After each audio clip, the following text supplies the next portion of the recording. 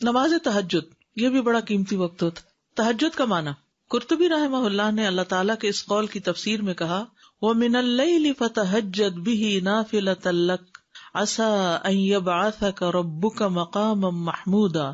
اور رات کے کچھ حصے میں پھر اس کے ساتھ بیدار رہو اس حال میں کہ تمہارے لیے یہ زائد ہے، نافل ہے، ایکسٹرا نماز ہے آپ کے لیے. قریب ہے کہ تمہارا رب تمہیں مقام محمود پر کھڑا کرے. تو بلند مقام پانے کے لیے پھر زیادہ سجدوں کی ضرورت ہے.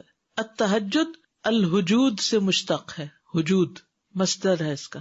یہ ان کلمات میں سے ہے جن کے متضاد معنی ہوتے ہیں، جیسے اشترا کا معنی خریدا اور بیچا دونوں ہوتے ہیں نا. تو حجود کا معنی بھی حجدا یعنی وہ سویا رہا، اور حجدا یعنی وہ جاگتا رہا، دونوں معنی آتے ہیں. حجدا کا معنی سویا اور جاگا دونوں ہے. یہ متضاد معنی دیتا ہے اور یہ خصوصیت عربی میں ہی ہے. تو تہجد سے کیا مراد ہے؟ جہاں تک تہجد کی بات ہے تو یہ خاص طور پر رات کی نماز کو کہا جاتا ہے. بعض لوگوں نے اس کی قید یہ بیان کی ہے کہ رات کو سو جانے کے بعد دوبارہ اٹھ کر نماز ادا کرنا تہجد کہلاتا ہے. یعنی حجدا کا معنی سویا اور حجدا معنی جاگا، یعنی سو کے جاگ کر جو نماز پڑھی جاتی ہے وہ تہجد کہلاتی ہے. ٹھیک. قیام اللیل، اب ایک ہے قیام اللیل اور ایک ہے تہجد اور ایک ہے تراویح. قیام اللیل کا معنی کیا ہے؟ رات کے کچھ حصے کو نماز اور قرآن کی تلاوت اور اللہ کے ذکر میں گزارنا چاہیے، چاہے وہ ایک گھڑی ہی کیوں نہ ہو، 5 منٹ کیوں نہ ہو، 2 نفل کیوں نہ ہو. اور اس طرح کی کچھ اور عبادات میں وقت گزارنا قیام اللیل کہلاتا ہے. اس میں یہ شرط نہیں کہ وہ رات کا اکثر حصہ اسی طرح گزارے. یاد رکھیے یہ بڑی خوشخبری ہے، جو لوگ تھوڑی دیر بھی اسپیئر کر سکتے ہیں. اور آج کل ماشاء اللہ یہاں کی راتیں ہی راتیں ہیں. تو اس میں یعنی کہ اتنی دیر سے جب فجر ہو رہی ہو تو اس سے پہلے کسی بھی وقت آدھا گھنٹہ پہلے بھی اگر انسان اٹھ جاتا ہے تو اس چیز کو کر سکتا ہے. مراق الفلاح میں آیا قیام اللیل کا معنی رات کا بڑا حصہ اللہ کی اطاعت میں مشغول ہو کے گزارنا. یعنی یہ بھی رائے ہے. اور کہا جاتا ہے کہ ایک گھڑی وہ قرآن پڑھے یا تسبیح سنے یا تسبیح کرے یا نبی صلی اللہ علیہ وسلم پر درود بھیجے. کچھ لوگ ایسے ہوتے ہیں کہ ان کو صبح جلدی کام پہ جانا ہوتا ہے، ان کے پاس وقت نہیں ہوتا، تو کام پہ جاتے ہوئے بھی راستے میں خوب اللہ کا ذکر کرتے جائیں، تلاوت کرتے جائیں یا سنتے جائیں. ٹھیک ہے. تو وہ اس سعادت کو پا لیں گے جو رات کے وقت اللہ کی عبادت کی ہے. قیام اللیل کے معنی میں عمومیت ہے، یعنی کھڑا ہونا ہی مراد نہیں ہے بلکہ رات کو جاگ کے عبادت کرنا ہے. قیام اللیل تہجد کے معنی کی نسبت زیادہ عام اور شامل ہے، یعنی اس میں سب کچھ شامل ہے. قیام اللیل میں سب کچھ شامل ہے. اس میں وہ نماز بھی شامل ہے جو نیند سے پہلے کی اور جو سو کر اٹھنے کے بعد ادا کی جائے. یعنی قیام اللیل میں ضروری نہیں کہ آپ سو کے اٹھیں تو ہی آپ قیام اللیل کر سکتے ہیں. رمضان میں جو آپ سوئے بغیر تراویح پڑھتے ہیں وہ بھی قیام اللیل ہی ہوتا ہے. لیکن ہم عام طور پر قیام اللیل کس کو سمجھتے ہیں؟ وہ آخری حصے میں جو نماز رات مسجد میں رک کے پڑھتے ہیں وہ قیام اللیل ہوتا ہے. جبکہ تہجد کی نماز کے ساتھ خاص ہے. اس کے بارے میں 2 قول ہیں. پہلا قول، رات کی مطلق نماز کو تہجد کہا جاتا ہے. اکثر فقہا کا یہ خیال ہے، یعنی رات کے کسی حصے میں بھی پڑھ لیں، عشاء کے بعد چند نفل اور پڑھ لیں، درمیان میں پڑھ لیں، جو لوگ رات بھر جاگتے رہتے ہیں وہ سونے سے پہلے پڑھ لیں یا سو کے اٹھ کے پڑھ لیں، سب تہجد ہی کہلائے گا. دوسرا قول یہ کہ کچھ دیر سونے کے بعد اٹھنا جو ہے وہ تہجد کہلاتا ہے. یعنی معنی میں اختلاف ہے لیکن اصل بات تو ایک ہی ہے نا، اور وہ کیا ہے؟ رات کی نماز. ٹھیک ہے. قیام اللیل کیا ہے؟ رات کی نماز، تسبیح، قرآن کا پڑھنا. تہجد، قیام اللیل، تراویح میں فرق، یہ تو اتنا ایشو رہتا ہے کچھ نہ پوچھے. ابن باز رحمہ اللہ سے پوچھا گیا کہ نماز تراویح، قیام اللیل اور تہجد میں کیا فرق ہے، آپ ہمیں فتویٰ دیں، اللہ آپ کو اجر دے. تو انہوں نے جواب دیا کہ رات کی نماز کو تہجد بھی کہا جاتا ہے اور قیام اللیل بھی کہا جاتا ہے. کیا کہا؟ رات کی نماز کو تہجد بھی کہا جاتا ہے اور قیام اللیل بھی کہا جاتا ہے. جہاں تک تراویح کا تعلق ہے تو علماء کے نزدیک یہ رمضان کی راتوں کے اول حصے میں کیے جانے والے قیام اللیل پر بولا جاتا ہے. عشاء کے بعد جو پڑھتے ہیں اس کو تراویح کہتے ہیں. اس کے ساتھ ساتھ اس بات کا بھی خیال رکھا جاتا ہے کہ یہ نماز ہلکی پڑھائی جائے اور لمبی نہ کی جائے، یعنی یہ تراویح کی خاص خصوصیت ہے. اور اس کو تہجد کا نام دینا بھی جائز ہے. اس کو قیام اللیل کا نام بھی دیا جا سکتا ہے، اس میں کوئی حرج کی بات نہیں. یعنی بیسیکلی جس وقت جو بھی پڑھے، رات کو جو عبادت کریں گے وہ قیام اللیل بھی کہلاتی ہے، وہ تہجد بھی کہلاتی ہے، اور تراویح بھی. خصوصاً اول رات میں تراویح ہوتی ہے. تراویح رمضان کے لیے اسپیسیفک ہے. اچھا، یہ تراویح بھی لفظ جو ہے نا بعد کی پیداوار ہے. نبی صلی اللہ علیہ وسلم کے زمانے میں کوئی تراویح نہیں تھی، قیام اللیل ہی تھا.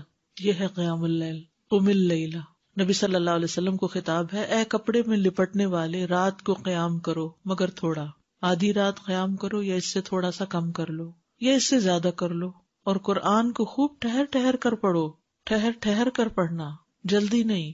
وَمِنَ اللَّيْلِ فَاسْجُدْ لَهُ وَسَبِّحْهُ لَيْلًا طَوِيلًا، سورۃ الدہر میں آتا ہے، اور رات کے کچھ حصے میں پھر اس کے لیے سجدہ کرو اور لمبی رات تک اس کی تسبیح کیا کرو۔ سورۃ بنی اسرائیل میں ہے، وَمِنَ اللَّيْلِ فَتَهَجَّدْ بِهِ نَافِلَةً لَكَ عَسَىٰ أَن يَبْعَثَكَ رَبُّكَ مَقَامًا مَحْمُودًا، اور رات کو آپ تہجد کی نماز ادا کیجیے، یہ آپ کے لیے زائد نماز ہے، یعنی باقیوں کے لیے 5 ہے اور آپ کے لیے یہ چھٹی۔ عین ممکن ہے کہ آپ کا رب آپ کو مقام محمود پر فائز کر دے۔ آغاز میں تہجد فرض تھی۔ زرارہ سے روایت ہے کہ سعد بن ہشام بن عامر کہتے ہیں کہ میں نے عائشہ رضی اللہ عنہا سے کہا، مجھے رسول اللہ صلی اللہ علیہ وسلم کی رات کے قیام کے بارے میں خبر دیں، تو انہوں نے کہا، کیا تم یا ایھا المزمل نہیں پڑھتے؟ میں نے کہا کیوں نہیں؟ انہوں نے کہا، بے شک اللہ عز و جل نے اس سورت کے آغاز میں رات کا قیام فرض قرار دیا تو اللہ کے نبی صلی اللہ علیہ وسلم اور آپ کے ساتھیوں نے سال بھر قیام کیا، اور اللہ نے اس سورت کی آخری آیت 12 ماہ تک آسمان پر روکے رکھی، یہاں تک کہ اللہ نے سورت کے آخر میں تخفیف کا حکم نازل فرمایا تو رات کا قیام فرض ہونے کے بعد نفل میں تبدیل ہو گیا۔ اس نے جان لیا کہ تم ہرگز اس کی طاقت نہیں رکھو گے، سو اس نے تم پر مہربانی فرمائی، تو قرآن میں سے جو میسر ہو پڑھو، چھوٹی سورت بڑی سورت جتنا بھی۔ اس نے جان لیا کہ یقیناً تم میں سے کچھ بیمار ہوں گے، کچھ دوسرے زمین میں سفر کریں گے، اللہ کا فضل تلاش کریں گے، بزنس ٹرپس، اور کچھ دوسرے اللہ کی راہ میں لڑیں گے، بس اس میں سے جو میسر ہو پڑھو، اور نماز قائم رکھو، اور زکوٰۃ دو، اور اللہ کو قرض دو، اچھا قرض دینا، اور جو نیکی بھی تم اپنی جانوں کے لیے آگے بھیجو گے اسے اللہ کے ہاں پاؤ گے کہ وہ بہتر اور ثواب میں کہیں بڑی ہے۔ نبی صلی اللہ علیہ وسلم کا اس تخفیف کو جاری رکھنا۔ حضرت عائشہ سے روایت ہے، کہتی ہیں کہ رسول اللہ صلی اللہ علیہ وسلم آدھی رات کو گھر سے نکلے اور مسجد میں نماز پڑھی، کچھ لوگوں نے بھی آپ کی نماز کے ساتھ نماز ادا کی۔ صبح کو لوگوں نے اس بارے میں بات چیت کی، چنانچہ دوسری رات لوگ پہلے سے زیادہ جمع ہو گئے۔ رسول اللہ صلی اللہ علیہ وسلم دوسری رات بھی باہر تشریف لائے اور لوگوں نے آپ کی نماز کے ساتھ نماز پڑھی، لوگ صبح اس کا تذکرہ کرتے رہے۔ تیسری رات مسجد میں آنے والے اور زیادہ ہو گئے، آپ باہر تشریف لائے اور لوگوں نے آپ کی نماز کے ساتھ نماز پڑھی۔ جب چوتھی رات ہوئی تو مسجد نمازیوں کے لیے تنگ ہو گئی اور رسول اللہ صلی اللہ علیہ وسلم نکل کر ان کے پاس تشریف نہ لائے، تو ان میں سے کچھ لوگوں نے نماز پکارنا شروع کر دیا، لیکن رسول اللہ صلی اللہ علیہ وسلم باہر ان کے پاس تشریف نہ لائے، حتیٰ کہ آپ فجر کی نماز کے لیے تشریف لائے۔ پھر جب فجر کی نماز پوری کر لی تو لوگوں کی طرف متوجہ ہوئے، پھر شہادتین پڑھ کر فرمائے خطبہ دیا، اما بعد، آج رات تمہارا حال مجھ سے مخفی نہ تھا، یعنی مجھے پتا تھا تم انتظار کر رہے ہو، لیکن مجھے ڈر ہوا کہ رات کی نماز تم پر فرض نہ کر دی جائے، پھر تم اس کی ادائیگی سے عاجز آ جاؤ، تو اس لیے میں نہیں نکلا۔ کتنا خیال تھا کہ امت مشقت میں نہ پڑے، ورنہ اس وقت کے لوگوں کی تو ہمتیں اور تھی، شوق میں وہ پڑھ لیتے اور پھر ہم سب پر بھی ایک ذمہ داری عائد ہو جاتی۔ کئی لوگ کہتے ہیں نا، کیا تراویح پڑھیں، ضروری ہے تراویح پڑھنا، اور یہ جماعت سے کیوں پڑھتے ہیں آپ لوگ؟ نبی صلی اللہ علیہ وسلم تو اپنے نفل اکیلے پڑھتے تھے۔ بھئی یہ 3 دن جو پڑھایا، یہ اس وجہ سے پڑھایا تاکہ جماعت سے پڑھنے کا بھی ایک جواز ہو۔ ایک خاتون بہت پریشان میرے پاس آئی اور ماشاءاللہ بہت پڑھی لکھی سمجھدار خاتون، کہتی میں ساری زندگی تراویح کا اہتمام کرتی رہی ہوں، ریسنٹلی کسی نے مجھے شک میں ڈال دیا کہ جی تراویح کا تو لفظ ہی نہیں ہے قرآن و سنت میں، اور جماعت سے پڑھنے کا کہاں حکم ہے، اور اس قسم کی بہت سی باتیں۔ اتفاق کی بات کہ انہی دنوں میں نے ایک آرٹیکل پڑھا تھا اور ریفرنس تازے مجھے یاد تھے سب، تو میں نے ان کو دکھایا تو وہ سکون میں آ گئی۔ کہتی ہے 3 دن سے میں مسجد ہی نہیں گئی، 3 دن سے، رمضان کا مہینہ تھا یہ 3 دن سے میں نے نماز ہی نہیں پڑھی، کیونکہ کسی نے مجھے شک میں ڈال دیا یہ ہے ہی نہیں۔ آپ نے اس لیے نہیں مسلسل جماعت سے پڑھوائی کہ کئی لوگوں پہ فرض ہی نہ ہو جائے، یہ رمضان ہی کا موقع تھا۔ اور پھر حضرت عمر رضی اللہ عنہ نے سب کو اس پر اکٹھا کیا، ورنہ کیا ہوتا تھا کوئی کہیں پڑھا رہا ہے، کوئی کہیں پڑھ رہا ہے، کوئی کہیں، تو وہ ایک اجتماعیت کی جو روح ہوتی ہے وہ پھر اس طرح پیدا ہوئی۔ تو اس لیے سب کے کہتے ہیں بدعت تھی، بدعت نہیں تھی کیونکہ اس کی دلیل موجود تھی۔ بدعت وہ ہوتی ہے کہ جس کی کوئی دلیل ہی نہیں، یہاں یہ 3 دن پڑھی ہے یہ کم دلیل ہے، اور پھر آپ نے خود واضح بھی کیا کہ میں اس سے زیادہ اس لیے نہیں کروا رہا کہ فرض نہ ہو جائے تم پر۔ نبی صلی اللہ علیہ وسلم کا تہجد کا خوب اہتمام کرنا۔ نبی صلی اللہ علیہ وسلم نماز تہجد میں اتنا قیام فرماتے کہ آپ کے قدم یا پنڈلیوں پہ ورم آ جاتا تھا، بس جب آپ سے اس کے متعلق کچھ عرض کیا جاتا تو آپ فرماتے کیا میں اللہ کا شکر گزار بندہ نہ بنوں؟ یہ ہے شکرانے کے نفل، کہ آپ تہجد جو پڑھتے تھے اسی کو ہی شکرانہ قرار دیتے، اور لمبا قیام کرتے. ہم جو شکرانے کے نام پہ نفل پڑھتے بھی ہیں تو وہ کیسے پڑھتے ہیں, کتنی جلدی جلدی پڑھتے ہیں. عبداللہ بن عمیر نے حضرت عائشہ سے کہا, رسول اللہ صلی اللہ علیہ وسلم کا کوئی تعجب انگیز عمل جو آپ نے دیکھا وہ بیان کرے. وہ رونے لگی اور کہا, آپ راتوں میں سے ایک رات کو کھڑے ہوئے اور فرمایا, اے عائشہ مجھے چھوڑ دو کہ میں اپنے رب کی عبادت کر لوں. کہتی ہیں میں نے کہا, اللہ کی قسم میں آپ کی قربت کو پسند کرتی ہوں, یعنی میں چاہتی ہوں آپ میرے پاس رہیں, لیکن وہ چیز بھی پسند ہے جو آپ کو خوش کر دے. کہتی ہیں آپ اٹھے, وضو کیا اور نماز کے لیے کھڑے ہو گئے. آپ مسلسل روتے رہے یہاں تک کہ آپ کی گود بھیگ گئی, پھر روئے اور روتے رہے حتیٰ کہ زمین تر ہو گئی. اتنے میں بلال رضی اللہ عنہ نماز فجر کی اطلاع دینے کے لیے آئے.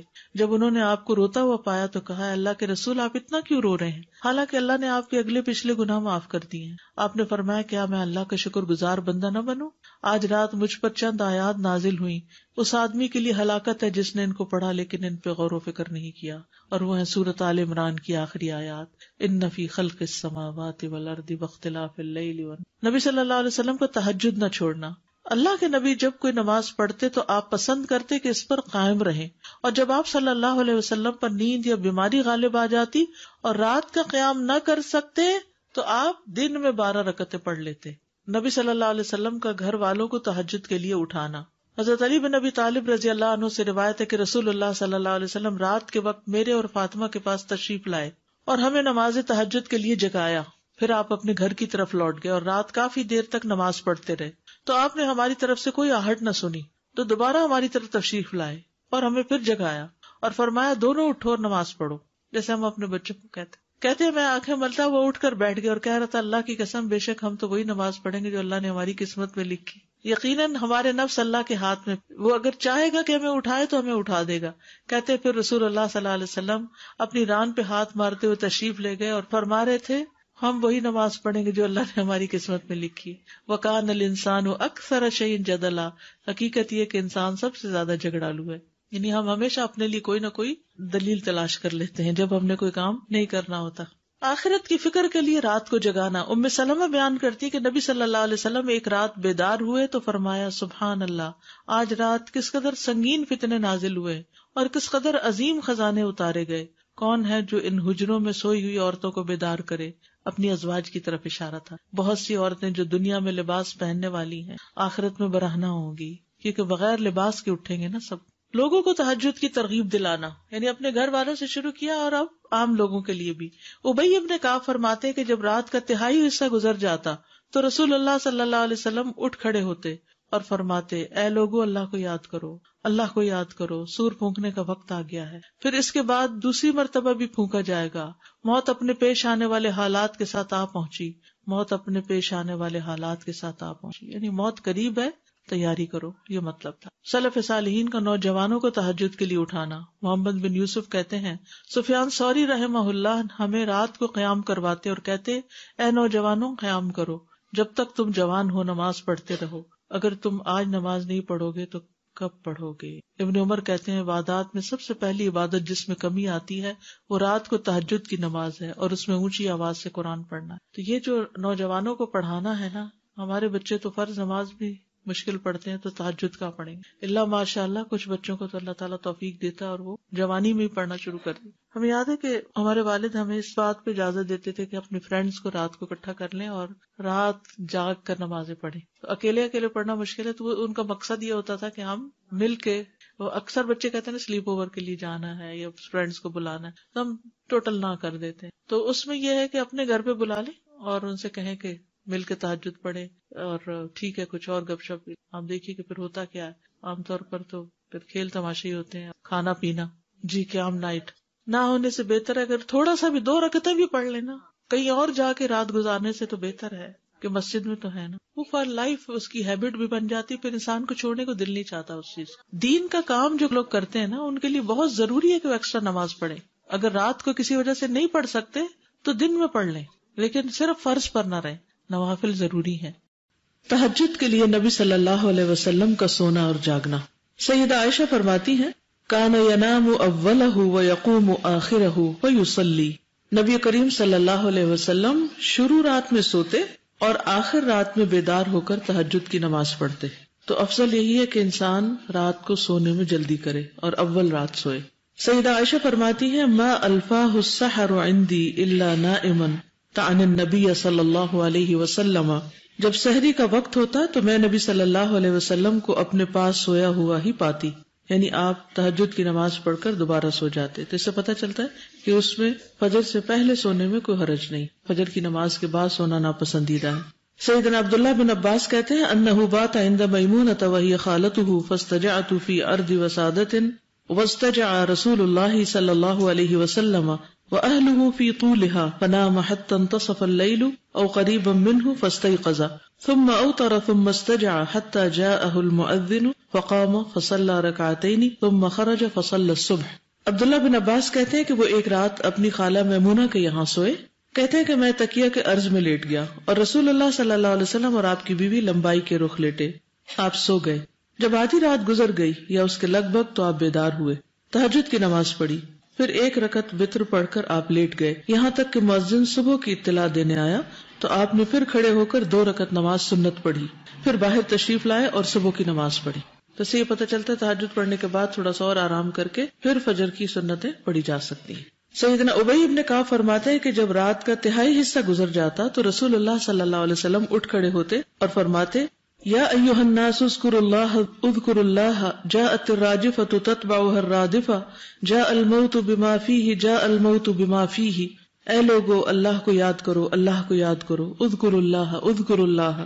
سور پھونکنے کا وقت آ گیا ہے، پھر اس کے بعد دوسری مرتبہ بھی پھونکا جائے گا اور موت اپنے پیش آنے والے حالات کے ساتھ آ پہنچی ہے، اور موت اپنے پیش آنے والے حالات کے ساتھ آ پہنچی ہے. یعنی اگرچہ ہمیں دور لگتی ہے لیکن حقیقت یہ ہے کہ قریب ہے، کیونکہ انسان کو کوئی پتہ نہیں کہ کس وقت وہ موت کی زد میں آ جائے. داؤد علیہ السلام کا سونا جاگنا. نبی صلی اللہ علیہ وسلم نے داؤد علیہ السلام کے بارے میں بتایا کہ کان ینام نصف اللیل ویقوم ثلثہ وینام سدسہ، وہ آدھی رات تک سوتے، اس کے بعد تہائی رات نماز پڑھنے میں گزارتے، پھر رات کے چھٹے حصے میں بھی سو جاتے. یعنی انہوں نے اپنی ٹائم مینجمنٹ اس طرح کی ہوئی تھی رات کی. اور بہترین نماز داؤد علیہ السلام کی نماز بتائی جاتی، اور بہترین روزہ داؤد علیہ السلام کا نفلی روزہ جو وہ کیسے رکھتے تھے، ایک دن روزہ رکھتے اور ایک دن نہیں رکھتے تھے. ایمان والوں کا سونا اور جاگنا. ایمان والوں کے بارے میں اللہ تعالیٰ فرماتے ہیں ان المتقین فی جنات وعیون آخذین ما آتاہم ربہم انہم کانوا قبل ذلک محسنین کانوا قلیلا من اللیل ما یہجعون وبالاسحار ہم یستغفرون. بلا شبہ متقین باغوں اور چشموں میں ہوں گے، جو کچھ ان کا رب انہیں دے گا وہ لے رہے ہوں گے. وہ اس دن کے آنے سے پہلے نیکی کرنے والے تھے، وہ رات کو کم سویا کرتے تھے یعنی عبادت کی وجہ سے، اور سحری کے وقت مغفرت طلب کرتے تھے، اپنے گناہوں کی معافی مانگتے تھے. یعنی تہجد کے وقت خاص طور پر کرنے کا کام کیا ہے، اپنے گناہوں کی معافی مانگی جائے. دوسری جگہ پر آتا ہے تتجافى جنوبهم عن المضاجع يدعون ربهم خوفا وطمعا ومما رزقناهم ينفقون. ان کے پہلو بستروں سے الگ رہتے ہیں، وہ اپنے رب کو خوف اور امید کے ساتھ پکارتے ہیں اور جو رزق ہم نے انہیں دیا ہے اس میں سے خرچ کرتے ہیں. گویا ایمان والے بہت زیادہ سونے کے شوقین نہیں ہوتے اور اپنے رب سے دعائیں مانگتے رہتے ہیں، اپنے رب کو پکارتے رہتے ہیں خوف اور امید کے ساتھ. یعنی تہجد پڑھنے کے بعد وہ بے خوف نہیں ہو جاتے کہ اب تو ہم تہجد پڑھتے ہیں، اب ہمیں ڈرنے کی ضرورت نہیں، اب تو جنت پکی ہو گئی. وہ کوئی بھی نیک عمل کر لیں تو اس کے بعد انہیں کسی قسم کا اس عمل پر فخر اور غرور نہیں ہوتا، پھر بھی وہ اپنے رب سے ڈرتے رہتے ہیں. اور اچھے کام کرنے کے بعد انہیں امید بھی ہوتی ہے کہ شاید رب کو یہ نیکی پسند آ جائے اور ہماری بخشش ہو جائے. ایمان ہے ہی اس چیز کا نام کہ انسان کے اندر یہ دونوں چیزیں ہو، خوف بھی ہو اور امید بھی ہو. انسان اللہ تعالیٰ کی رحمت سے مایوس نہ ہو اور اس کے ساتھ ساتھ ڈرتا بھی رہے، اور جو رزق ہم نے انہیں دیا ہے اس میں سے خرچ کرتے ہیں، یعنی صدقہ خیرات کی پابندی کرتے ہیں. بعض اوقات ہم ایک نیکی میں جب لگ جاتے ہیں تو دوسری بھلا دیتے ہیں. تو متوازن زندگی جو ہوتی ہے، بیلنسڈ لائف جو ہوتی ہے، وہ زیادہ خوبصورت ہوتی ہے کہ جس میں انسان مختلف طرح کی نیکیاں کرتا رہے. نماز تہجد میں تلاوت اور دعائیں. سیدہ عائشہ سے روایت ہے رسول اللہ صلی اللہ علیہ وسلم رات کی نماز میں قرات کبھی بلند آواز سے اور کبھی آہستہ آواز سے کرتے، یعنی دونوں طرح. عاصم بن حمید فرماتے ہیں میں نے سیدہ عائشہ سے سوال کیا کہ رسول اللہ صلی اللہ علیہ وسلم اپنا قیام اللیل کس چیز سے شروع کرتے تھے؟ انہوں نے کہا تم نے مجھ سے وہ بات پوچھی ہے جو تم سے پہلے کسی نے نہیں پوچھی. آپ صلی اللہ علیہ وسلم جب کھڑے ہوتے تو اللہ اکبر 10 بار، الحمدللہ 10 بار، سبحان اللہ 10 بار، لا الہ الا اللہ 10 بار، استغفر اللہ 10 بار، اور پھر یہ پڑھتے اللہم اغفر لی واہدنی وارزقنی وعافنی، اے اللہ مجھے بخش دے، مجھے ہدایت دے، مجھے رزق عنایت فرما اور مجھے عافیت عطا فرما۔ اور آپ صلی اللہ علیہ وسلم قیامت کے روز میدان حشر میں کھڑے ہونے کی تنگی سے پناہ مانگتے تھے۔ اس میں آپ دیکھیے کہ 10 بار آپ کیسے گنیں گے؟ 10 بار کیسے گنیں گے؟ کیسے؟ طریقہ بتائیے مجھے، کیونکہ ہم حدیث پڑھ لیتے ہیں کہ عمل نہیں کرنا آتا۔ کیا انگلیاں کھولیں گے؟ اگر ہاتھ کھول دیا آپ نے، یہ حرکت کثیر کی، تو اس سے نماز میں خلل آتا ہے۔ آپ صرف یہ کریں گے، ہاتھ رکھا ہوا ہو اور صرف انگلی پریس کریں، بس، یعنی بغیر کسی حرکت کے، اور صرف ایک ایک انگلی کو پریس کرتے جائیں، ہو جاتا ہے نا بس۔ پھر دوسرے ہاتھ کی، تو 10 ہو گئے، یا ایک ہی ہاتھ کو 2 دفعہ۔ بعض اوقات جو لوگ جلدی بھول جاتے ہیں یا زیادہ بھول جاتے ہیں تو وہ مجبوراً دوسرا ہاتھ بھی استعمال کر لیں، ورنہ بہتر یہ کہ دائیں ہاتھ پر ہی دونوں دفعہ گنا جائے۔ ٹھیک، تو اب اس میں آپ کو نہ ہاتھ کھولنا پڑے گا، نہ انگلیاں زیادہ ہلیں گی، اور 10 بار بھی ہوتا جائے گا۔ ٹھیک ہے، چلیے۔ دعائے استفتاح برائے تہجد، یہ بھی دعائے استفتاح ہی ہے۔ استفتاح کہتے ہیں جس سے نماز کو شروع کیا جاتا ہے۔ سیدنا ابن عباس سے مروی ہے کہ رسول اللہ صلی اللہ علیہ وسلم جب رات میں تہجد کے لیے کھڑے ہوتے تو فرماتے، اللہم لک الحمد انت قیم السماوات والارض، انت قیم السماوات والارض ومن فیہن، ولک الحمد لک ملک السماوات والارض ومن فیہن، ولک الحمد انت نور السماوات والارض، ولک الحمد انت ملک السماوات والارض، ولک الحمد انت الحق ووعدک الحق ولقاؤک حق وقولک حق والجنة حق والنار حق والنبیون حق ومحمد صلی اللہ علیہ وسلم حق والساعة حق، اللہم لک اسلمت وبک آمنت وعلیک توکلت وإلیک انبت وبک خاصمت وإلیک حاکمت فاغفر لی ما قدمت وما اخرت وما اسررت وما اعلنت انت المقدم وانت المؤخر لا الہ الا انت۔ اے اللہ، ہر طرح کی تعریف تیرے ہی لیے ہے، تو آسمانوں اور زمین اور جو کچھ ان دونوں کے درمیان ہے ان کا سنبھالنے والا ہے، اور تیری ہی تعریف ہے۔ آسمانوں اور زمین اور ان کے درمیان کی تمام چیزوں پر حکومت تیرے ہی لیے ہے، اور تیری ہی تعریف ہے۔ تو نور ہے آسمانوں اور زمین کا، اور تیری ہی تعریف ہے۔ تو بادشاہ ہے آسمانوں اور زمین کا، اور تیری ہی تعریف ہے۔ تو سچا ہے اور تیرا وعدہ سچا ہے، اور تیری ملاقات برحق ہے، اور تیری بات سچی ہے، اور جنت برحق ہے اور دوزخ برحق ہے، اور تمام پیغمبر سچے ہیں، اور محمد صلی اللہ علیہ وسلم سچے ہیں، اور قیامت برحق ہے۔ اے اللہ، میں تیرا فرما بردار ہوں، میں تجھ پر ایمان لایا ہوں، اور میں نے تجھ پر بھروسہ کیا ہے، اور میں تیری ہی طرف رجوع کرتا ہوں، اور تیری ہی مدد سے مخالفین کے ساتھ جھگڑتا ہوں، اور تجھی سے فیصلہ چاہتا ہوں۔ تو میرے اگلے پچھلے پوشیدہ اور ظاہر گناہوں کو معاف فرما دے۔ تو ہی آگے کرنے والا اور پیچھے رکھنے والا ہے، کوئی معبود نہیں مگر تو ہی ہے۔ بہت ہی خوبصورت الفاظ میں نبی صلی اللہ علیہ وسلم نے اللہ سبحانہ وتعالیٰ کی حمد بیان کی ہے، اللہ تعالیٰ کی تعریف بیان کی ہے۔ اور یہ دعا آپ کہاں پڑھا کرتے تھے؟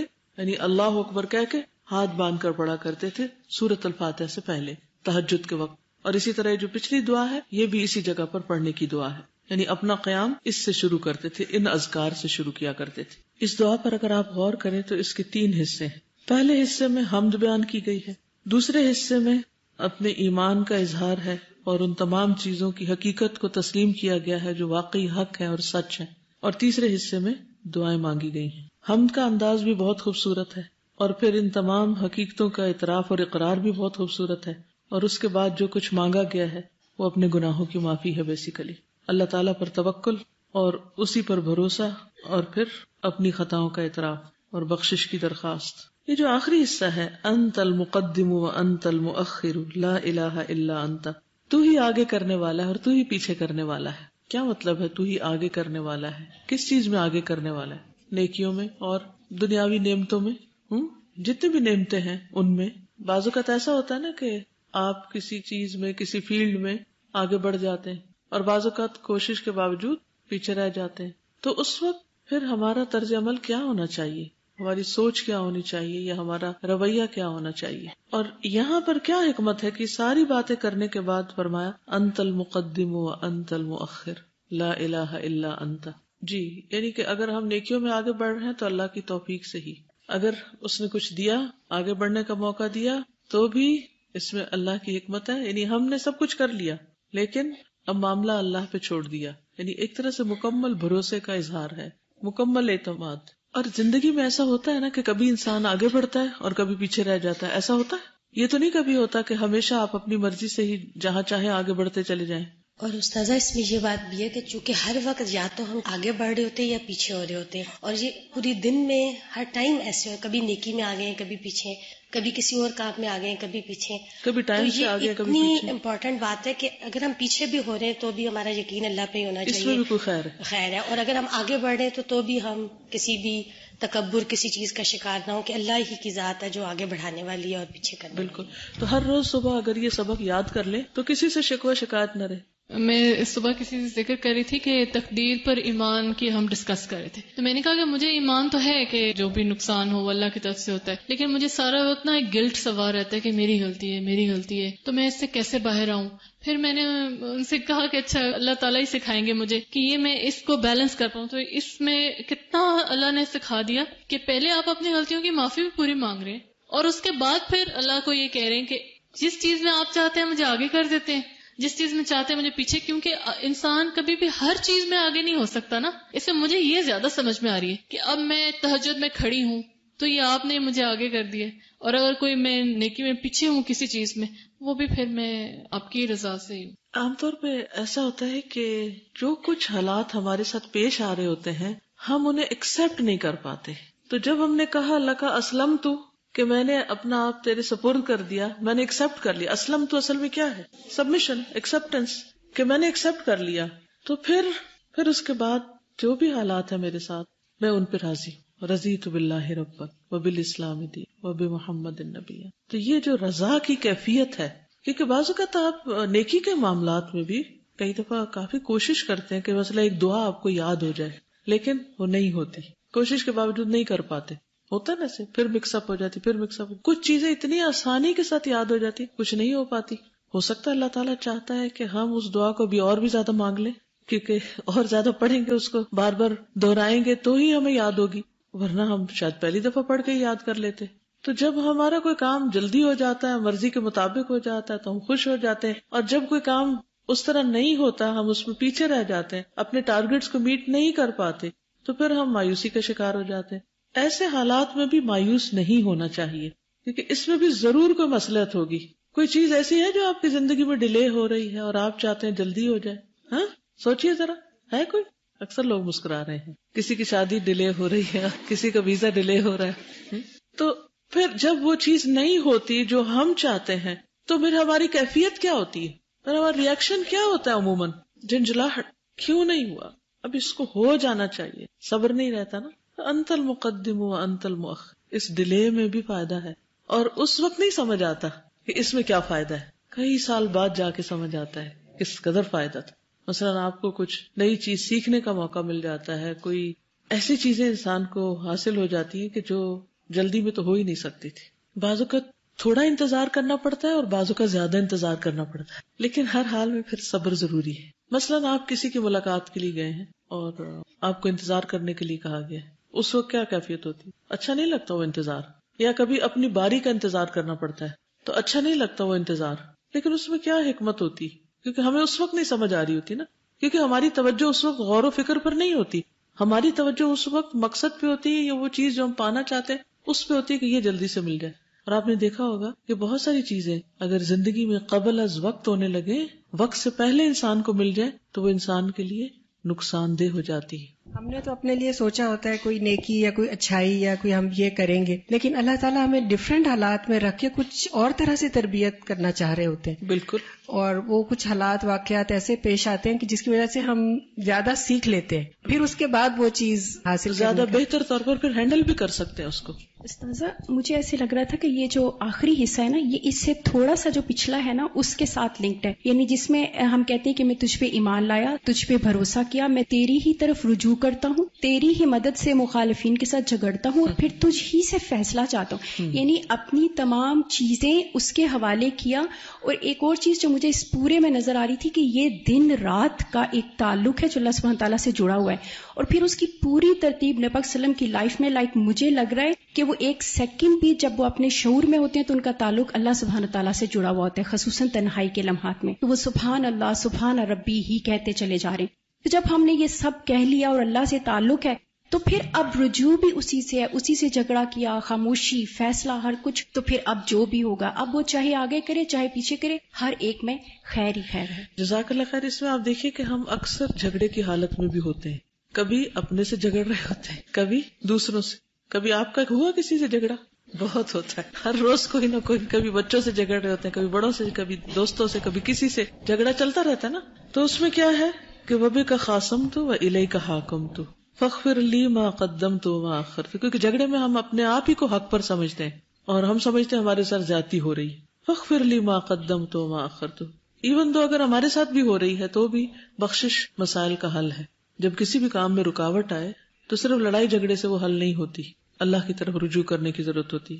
اور پھر انت المقدم و انت المؤخر. اللہ چاہے تو فیصلہ جلدی سامنے آئے، اللہ چاہے تو اس میں تاخیر ہو جائے.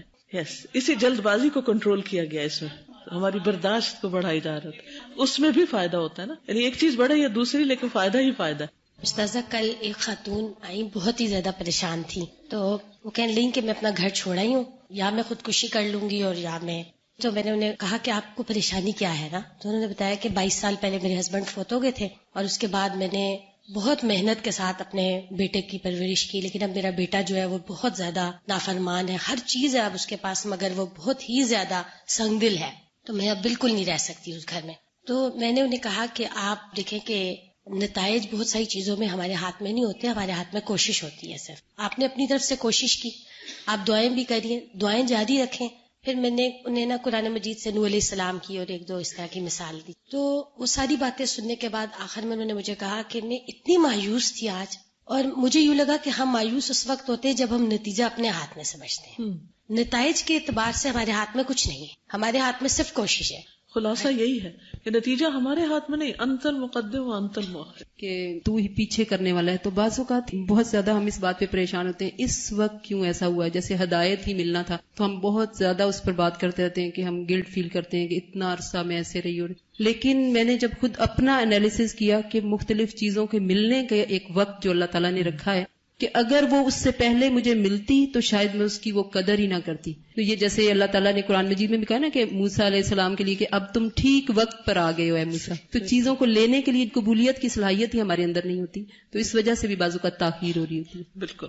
اس دعا کو جتنی دفعہ بھی پڑھا جائے کم ہے، اس سے بہت معنی کا سمندر ہے. اور جس طرح اللہ سبحانہ وتعالیٰ کی تعریف کی گئی، اور اس میں سے بھی ایک ایک حصہ جو ہے وہ قابل غور ہے. جو کس طرح آسمان و زمین سے بات شروع ہوتی، پھر اللہ کے ملک پہ بات شروع ہوتی، پھر نور کی بات ہے، اور پھر اللہ کے وعدوں اور ملاقات اور بات کی، اور پھر جنت، پھر دوزخ اور انبیاء اور نبی صلی اللہ علیہ وسلم. آگے چلتے ہیں. فجر کے وقت کی اہمیت. صبح خیز امتیوں کے لیے نبی اکرم صلی اللہ علیہ وسلم کی دعا. صبح خیز کا مطلب جو صبح صبح اٹھ جائیں، صبح جلد اٹھنے والے امتیوں کے لیے نبی اکرم صلی اللہ علیہ وسلم کی دعا. آپ نے فرمایا اللہم بارک لی امتی فی بکورہا، اے اللہ میری امت کے لیے اس کی صبح میں برکت ڈال دے. پھر فجر کی سنتیں دنیا اور ما فیہا سے بہتر ہیں. سیدہ عائشہ سے روایت ہے نبی کریم صلی اللہ علیہ وسلم نے فرمایا رکعتا الفجر خیر من الدنیا وما فیہا. فجر کی 2 سنتیں دنیا اور اس کی ہر چیز سے بہتر ہیں. دنیا میں آپ کو کیا کیا پسند ہے، کیا بہت قیمتی لگتا ہے، اس کے بارے میں سوچیے، اپنے دماغ میں سوچ لیجئے کہ کیا کیا چیز آپ کو بہت پریشیس لگتی ہے اور آپ اس کو کسی قیمت پر کھونا نہیں چاہتے. اب اس سے کمپیریزن کر کے ان 2 رکعتوں پر آ جائیے کہ یہ پڑھنی نصیب ہو گئی تو گویا سب کچھ مل گیا. دنیا میں جو کچھ بھی ہے صرف ہمارے لیے پریشیس نہیں. مثلاً آپ میں سے ہر ایک نے اپنا اپنا پریشیس چیز کا سوچا. اب سوچئے جو سب کا پریشیس ہے اس سے بھی زیادہ یہ ہے. اور پھر صرف اس ہال میں بیٹھے ہوئے لوگ نہیں، پوری دنیا میں جو کچھ ہے، جو خزانے ہیں، چاہے وہ پیٹرول کے خزانے ہیں یا سونا ہے زمین میں یا کچھ بھی، دنیا اور ما فیہا جو اس کے اندر ہے، ہر چیز سے بہتر ہیں یہ 2 رکعتیں. اور کتنے بدبخت ہیں وہ لوگ جو فجر کے وقت سوتے رہتے ہیں اور ان 2 رکعتوں سے محروم ہو جاتے ہیں. تو فجر کے لیے بر وقت اٹھنا بہت بڑی سعادت کی بات ہے. اگر صرف اس ایک حدیث کو آپ کہیں جا کر ڈسکس کریں، اور اس وقت آپ چپ کر کے بیٹھیں اور بولنے کا وقت بھی اتنا نہیں ہے، لیکن کسی بھی گیدرنگ میں اگر آپ سوال کریں کسی کہ آپ کو سب زیادہ قیمتی چیز کیا لگتی، پھر دوسرے سے پوچھے، پھر تیسرے سے، پھر اسی طرح یہ ایکٹیویٹی کر کے پھر ان کو سوچوائیں کہ اس سے بہتر ہے 2 رکعتیں. یعنی اتنا بڑا خزانہ ہمیں مل جاتا ہے اس وقت، اتنا بڑا اجر، اتنی بہترین چیز. تو ظاہر ہے کہ جو اچیور ہوتا ہے، جو صبح صبح اتنا سب کچھ پا لیتا ہے اپنا معاملہ بھی اللہ کے سپرد کر دیا اور اللہ سبحانہ تعالیٰ سے بہترین اجر بھی لے لیا، اس کی صبح کیسے ہوگی جو اس احساس کے ساتھ اٹھے؟ اور اس کی صبح کیسے ہوگی کہ جو نہ تہجد میں اٹھا، نہ اس نے یہ دعا پڑھی اور نہ اپنا معاملہ اللہ کے سپرد کیا، اور نہ ہی اس پر اس کا یقین ہے کہ وہی آگے بڑھاتا ہے، وہی پیچھے کرتا ہے، اور نہ پھر فجر ڈھنگ سے پڑھی، تو اس کی زندگی کیا زندگی ہوگی؟ اس میں کہاں سے سکون اور کہاں سے خوشی ہو سکتی؟ اصل میں ہماری اپروچ مٹیریلسٹک ہوگی نا، اگر ہم آخرت اورینٹیڈ اور اس پوائنٹ آف ویو سے اس حدیث مبارک کو دیکھیں تو جیسے فرمایا گیا کہ آخرت میں تمہیں عذاب سے اگر زمین بھر سونا بھی تم صدقہ کرو تو تمہارے کام نہیں آئے گا، تو اگر اس کانٹیکسٹ میں اس کو دیکھا جائے تو پھر لگتا ہے کہ واقعی جتنے بھی خزانے ہیں وہ ہمارے اس وقت کام نہیں آئیں گے جتنی یہ 2-3 منٹ کی عبادت۔ بالکل صحیح۔ پھر نماز فجر پڑھے بغیر سوئے رہنا۔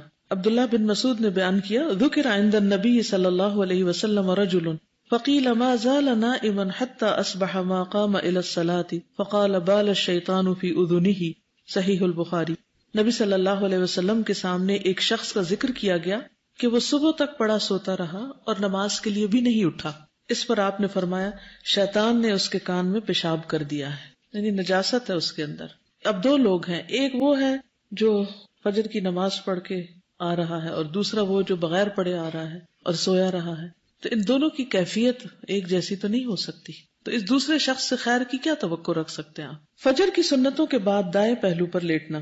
سیدہ عائشہ فرماتی ہیں رسول اللہ صلی اللہ علیہ وسلم فجر کی سنتیں پڑھنے کے بعد اپنے دائیں پہلو پر لیٹ جایا کرتے تھے اور پھر اس کے بعد مسجد میں جاتے تھے۔ نماز فجر کے بعد ذکر الہی۔ سیدنا جابر بن سمرہ سے مروی ہے ان النبی صلی اللہ علیہ وسلم کان اذا صلی الفجر جلس فی مصلاہ حتی تطلع الشمس حسنا، صحیح مسلم۔ نبی کریم صلی اللہ علیہ وسلم جو فجر کی نماز ادا کر لیتے تو اپنی جگہ پر بیٹھے رہتے یہاں تک کہ سورج اچھی طرح نکل آتا۔ کیا کرتے تھے بیٹھ کر؟ جو صبح شام کے اذکار ہیں ان کا وقت کیا ہے؟ صبح کا سورج نکلنے سے پہلے پڑھنے ہوتے ہیں۔ نوٹ کر لیجئے بات، کیونکہ بہت سے لوگوں کے ہاتھ میں ایاک نستعین دیکھتی ہوں سورج نکلنے کے بعد، تو ان کو پڑھنے کا اصل وقت سورج نکلنے سے پہلے تک کا ہے۔ اگر کسی وجہ سے مس ہو جائے تو بعد میں پڑھ لیجئے، لیکن اصل وقت وہی ہے، اور فجر کی نماز کے فوراً بعد پڑھ لی جائے۔ سیدنا انس سے روایت ہے کہ رسول اللہ صلی اللہ علیہ وسلم نے فرمایا من صلی الغداۃ فی جماعۃ ثم قعد یذکر اللہ حتی تطلع الشمس ثم صلی رکعتین کانت له کاجر حجۃ وعمرۃ قال قال رسول اللہ صلی اللہ علیہ وسلم تامۃ تامۃ تامۃ، جس نے فجر کی نماز با جماعت ادا کی پھر سورج طلوع ہونے تک بیٹھا اللہ کو یاد کرتا رہا، پھر 2 رکعت نماز ادا کی یعنی اشراق، تو اسے مکمل ایک حج اور ایک عمرے کا ثواب ملے گا۔ اور رسول اللہ صلی اللہ علیہ وسلم نے تاکید کے لیے لفظ تامتن تامتن تامتن یعنی 3 بار یہ بات دہرائی تاکہ شک نہ ہو کسی کو کہ ملے گا یا نہیں ملے گا۔ کتنے لوگوں کو عمرہ کرنے کا شوق ہے؟ سب کو شوق ہے۔ اگر وہاں نہ جا سکے تو اللہ تعالیٰ نے محروم نہیں کیا اجر و ثواب سے۔ آپ روز کمائیں ثواب، نیکی کمانے کا کتنا اچھا طریقہ ہے۔ اب آپ کہیں گے نہیں ہمیں تو وہ ہماری ڈیوٹی لگ جاتی ہے اور ہمیں تو صفائی کرنی ہوتی ہے اور ہمیں تو ناشتہ دینا ہوتا ہے، اور اتوار کے دن گھر والے سو رہے ہوتے ہیں نا، ناشتہ تو نہیں مانگتے، اس دن آپ مصلی پہ بیٹھ جائیے۔ اور پھر اس کے علاوہ بھی جیسے 100 دفعہ سبحان اللہ و بحمدہ اور 100 دفعہ لا الہ الا اللہ وحدہ لا شریک لہ، اور اسی طرح کے جو بھی ذکر اذکار ہیں، اگر ہر روز عمرہ نہیں کر سکتے تو ہفتے میں 1 دفعہ تو کر لیجئے، ٹھیک ہے نا، انشاءاللہ۔ عمرو بن عبسہ سے روایت ہے کہ رسول اللہ صلی اللہ علیہ وسلم نے فرمایا جب بھی سورج چڑھتا ہے اللہ تعالیٰ کی ہر ایک مخلوق اس کی تسبیح بیان کرتی، لیکن شیطان اور اولاد آدم میں سے آتا قسم کے لوگ نہیں کرتے۔